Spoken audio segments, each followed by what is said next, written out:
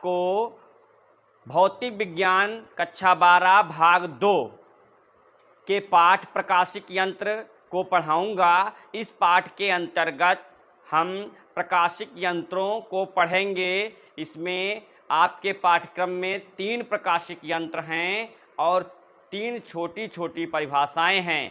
तो चलिए प्रारंभ करते हैं। पहली परिभाषा आपकी जो है वो आँख की समंजन क्षमता है। समंजन क्षमता से क्या तात्पर्य है? समंजन का मतलब यहाँ पर यह है कि फोकस दूरी समायोजित करने की क्षमता, फोकस दूरी एडजस्ट करने की क्षमता।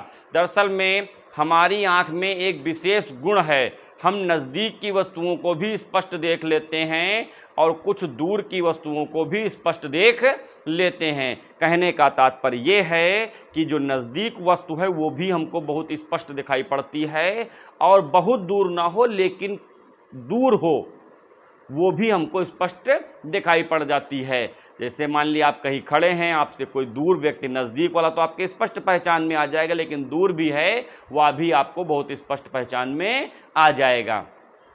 ठीक है, तो ये आँख की समंजन क्षमता के कारण होता है। तो परिभाषा क्या है? आँख द्वारा फोकस दूरी को समायोजित करने की क्षमता को आँख की समंजन क्षमता कहते हैं। फोकस दूरी समायोजित करने की क्षमता। फोकस दूरी अर्थात आपका जो फोकस यानी कि आँख की से फोकस दूरी, लेंस होता है फोकस दूरी 15 सेंटीमीटर, तो 15 सेंटीमीटर दूर तक ही स्पष्ट देखेगा, उसके आगे हमको देखना पड़ेगा तो सब समस्या खड़ी हो जाएगी। लेकिन आँख में ऐसा कुछ नहीं है। आँख में स्पष्ट दृष्टि की न्यूनतम दूरी 25 सेंटीमीटर है। 25 सेंटीमीटर से पहले कोई वस्तु ना रखी हो, उसके बाद में 50 सेंटीमीटर, 100 सेंटीमीटर, 200 सेंटीमीटर पर कोई भी वस्तुएं रखी तो उनको आपको आँख में कोई ऐसा सिस्टम नहीं है कि आपको जूम करना होगा या कुछ करना होगा, सीधे आप उसको देख सकते हैं। ठीक है, तो फोकस दूरी समायोजित करने की क्षमता को आँख की समंजन क्षमता कहते हैं। अगली परिभाषा है दर्शन कोण। दर्शन कोण क्या होता है? कोण है, ये नाम से पता चल रहा कोण है। कोई वस्तु जो है हमारी आँख पर जितना कोण बनाती है, कोई वस्तु हमारी आँख पर जितना कोण बनाती है उसे दर्शन कोण कहते हैं। ठीक है, कोई वस्तु हमारी आँख पर जितना कोण बनाती है उसे दर्शन कोण कहते हैं। ठीक है, दर्शन कोण हमारी आँख पर जितना भी कोण बनेगा वो दर्शन कोण कहलाएगा। वस्तु जितनी बड़ी होगी दर्शन कोण उतना बड़ा होगा, वस्तु जितनी छोटी होगी वह दर्शन कोण उतना छोटा होगा। वस्तु दूर है तो दर्शन कोण छोटा हो जाएगा, वस्तु नज़दीक है तो दर्शन कोण बड़ा हो जाएगा। यंत्र की आवर्धन क्षमता। आवर्धन क्षमता आपने पीछे पढ़ी है। वस्तु की लंबाई, प्रतिबिंब की लंबाई, प्रतिबिंब की लंबाई और वस्तु की लंबाई के अनुपात को आवर्धन क्षमता कहते हैं। यहाँ पर भी परिभाषा वैसी ही है, लेकिन हमको परिभाषा सूक्ष्मदर्शी और दूरदर्शी के प्रश्नों को हल करने के लिए सूत्र ज्ञात करने में लगानी है। तो ये आवर्धन क्षमता दूसरे प्रकार की है। परिभाषा दर्शन कोण पर आधारित है।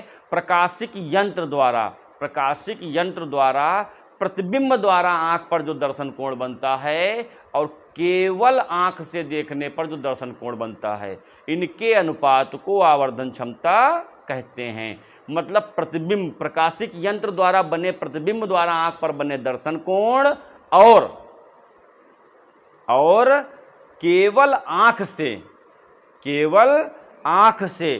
देखने पर बने दर्शन कोण के अनुपात को उस प्रकाशिक यंत्र की आवर्धन क्षमता कहते हैं। मतलब जो प्रतिबिंब किससे बन रहा है? प्रकाशिक यंत्र से बन रहा है। तो प्रकाशिक यंत्र से जो प्रतिबिंब बन रहा है उसके द्वारा जो दर्शन कोण बनेगा और केवल आँख से देखने पर जो दर्शन कोण बनेगा, दोनों का जो अनुपात है उसे क्या कहते हैं? आवर्धन क्षमता कहते हैं।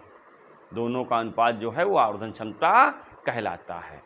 इस वीडियो में इतना ही। ये केवल परिभाषाएं ही थी जो बहुत ही महत्वपूर्ण है बोर्ड परीक्षा की दृष्टि से। सभी परिभाषाएं बोर्ड परीक्षा में पूछी गई हैं, इनको आप विधिवत तैयार करेंगे। यदि वीडियो पसंद आ जाए तो लाइक अवश्य करें और अन्य छात्रों के साथ शेयर भी करें।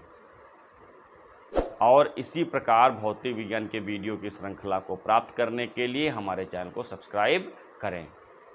धन्यवाद।